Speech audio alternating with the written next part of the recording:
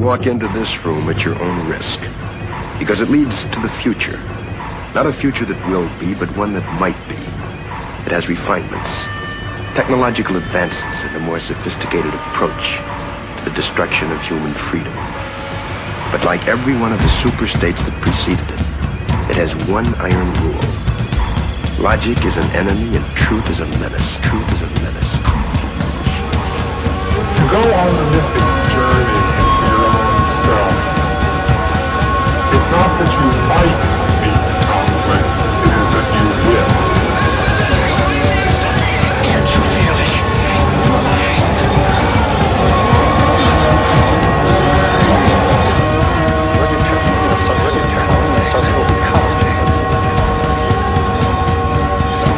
It's a storm of lies. It's a storm of lies. Blizzard of lies. A hurricane of lies every day.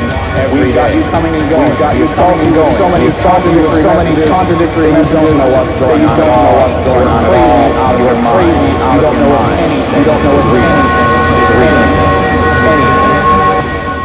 No sense of adventure? No wonder at the unknown? Some wonder. Some inquisitiveness as to how a human being can place himself in such jeopardy, not only with willingness, but with anticipation. Jeopardy? Harvey, old friend, the jeopardy I face comes in shadow. Yours happens to be much more real. But of the two, there isn't much choice. Did you happen to drink milk this morning, Harvey? What was the strontium-90 content of the glass? And has it occurred to you that the things you've been eating over the last couple of years might be turning your bones into sawdust?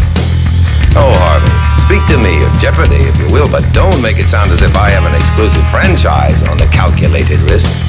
You and I both share this dubious distinction with several million of our peers who inhabit the 20th century. And you don't care for the 20th century. I do not.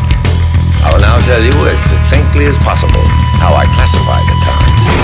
We live in a cesspool, a septic tank, a gigantic sewage complex in which runs the dregs, the filth, the misery-laden slop, the race of man, his hatreds, his prejudices, his passions, and his violence. And the keeper of the sewer? Man. He is a scientifically advanced monkey who walks upright and with eyes wide open into an abyss of his own making. His bombs, his fallout, his poisons, his radioactivity, everything he designs as an art for dying is his excuse for living.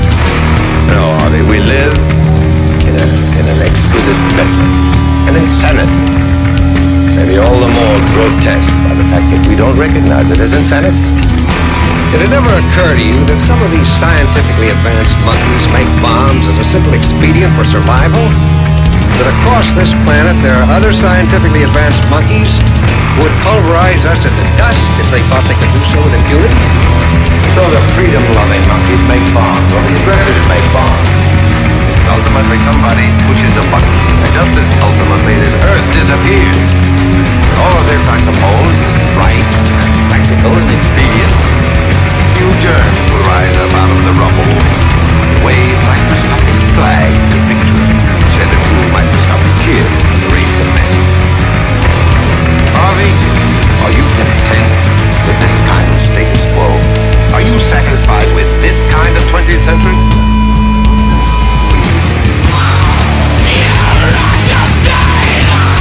The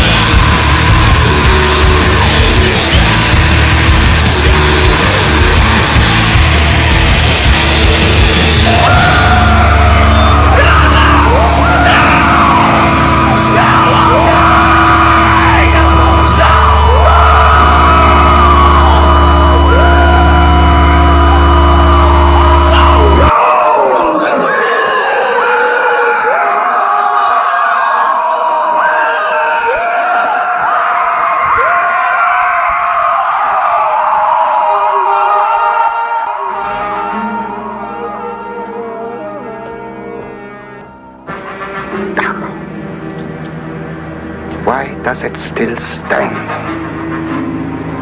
Why do we keep it standing? There is an answer to the doctor's question. All the Dachau's must remain standing.